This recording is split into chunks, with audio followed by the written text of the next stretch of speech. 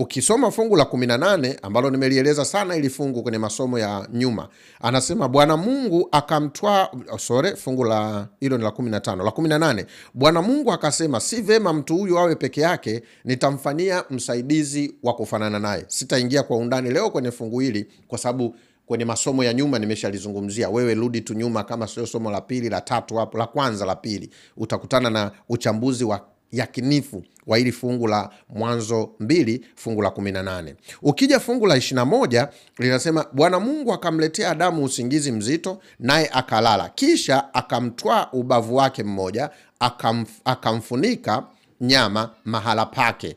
Alafu anasema na ule ubavu alioutwaa katika Adamu, Bwana Mungu akamfanya mwanamke, akamleta kwa Adamu. Mwanaume anaumbwa kutoka kwenye mavumbi ya ardhi anapoliziwa pumzi ya uhai.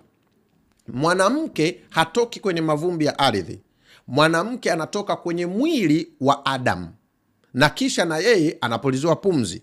Mwanamke matilio yake ni mwili wa Adamu. Mwili wa Adamu matilio yake ni ardhi.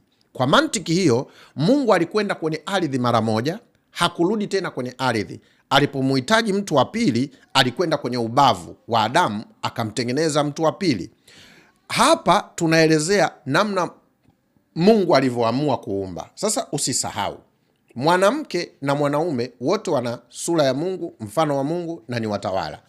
Pamoja na kwamba mwanaume alikuwa wa kwanza kuumbwa, mwanamke alikuwa wa pili kuumbwa, lakini mfano na sura na utawala wote wawili walipewa na Mungu.